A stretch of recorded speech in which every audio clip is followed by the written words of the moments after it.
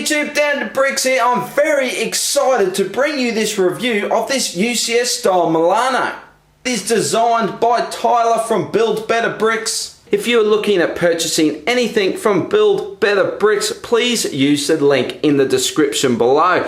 The build consists of 1,507 parts and the instructions will set you back only $10 US.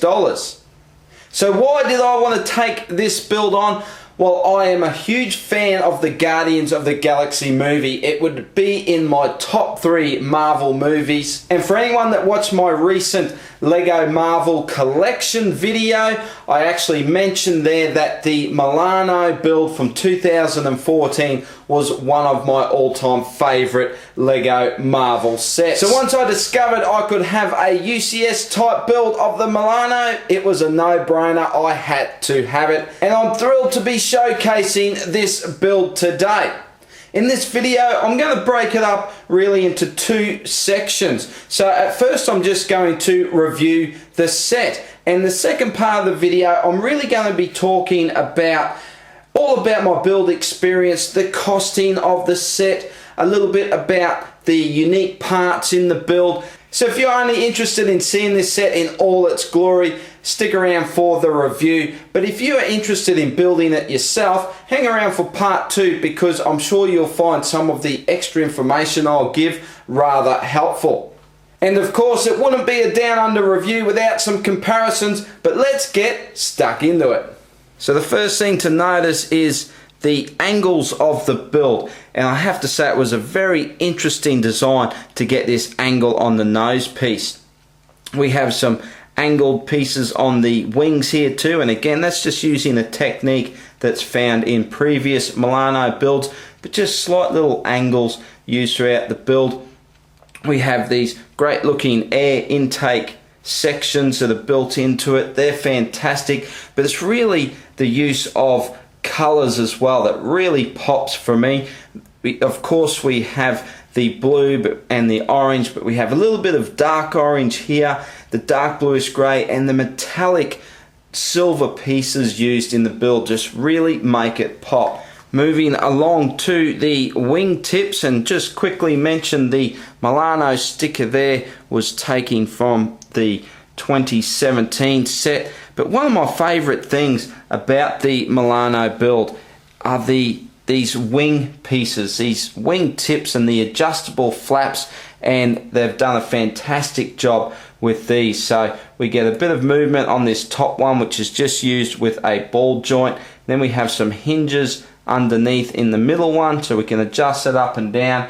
Again, it's more ball joints used on the bottom one, so we've got one each side, so again you can adjust it up and down, and even around to the back here on this back section we can actually rotate this one back and forth like that, and up and down.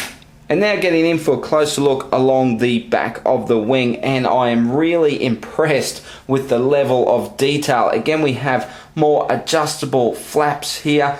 I really love this design of this overlapping tail fin. How fantastic is that? And of course with our thrusters, they look great as well, and we get some movement in those, again attached by a ball joint, so you can move that around, all around. You get another one underneath here that you can move as well. The actual design of the Milano is really something to just admire, and they've captured it brilliantly with this build. I mean, just all of the angles, the look of the thrusters, and the part selection just come together beautifully. Parts like this printed canopy piece from the General Grievous Starship. I will just point out a couple of parts here and there, but as I mentioned, we'll talk about that more in part 2 of the video. Having a look at the undercarriage of the ship, again the fantastic details continue. I especially love this section on the underside of the wing, but you can see here some of the connection points for these wing flaps, and an open port here for your stand so you can display it in all its glory. Now the awesome detail just doesn't stop there, because we do get an interior as well. So all we need to do is remove this top section through here, and while we've got this off, let's just have a look at this fantastic detail. Doesn't that look absolutely brilliant? And I'll just quickly mention the printed canopy piece from last year's Milano set. I just love how we get this clear view right through to the back space window, but have a look at this cockpit. Don't those seats look great? Seating for 3 with plenty of room. Through to the back section, no skimping on the detail. We get a table in the midsection, a couple of bunk beds up the back, but where's the tape deck? Alright then, it's comparison time, so let's bring in the Milano from 2014. Now this was set 76021, the Milano Spaceship Rescue, and it's a decent size Lego set, but this UCS build absolutely dwarfs it. Now you'd expect a UCS build to be a vast improvement over a standard Lego set, and I'm happy to say that the Build Better Bricks version really does achieve that. If you just look at the angles on the UCS ship compared to the Lego set, it's a vast improvement. And just for kicks, let's bring in the spaceship from the latest Infinity Wars wave, set 76107 Thanos Ultimate Battle. And I have to say, I was thoroughly impressed with this build, but I have to say it's still no match for this UCS Milano. I do have to say though, all 3 sitting like that is a pretty impressive display. So that's it for part 1 of the video with the review and comparisons out of the way. And now I'm going to talk more about the parts and the costing and a little bit about my build experience. So if you're looking at building it yourself, I'm sure you're going to find this interesting. Well, that looks so good, I think I'll have to leave that as a view while I talk about what you get for your $10 purchase. So on Build Better Bricks, for $10 you get the instructions, you get a part list, and you get a studio file that can be uploaded to Bricklink.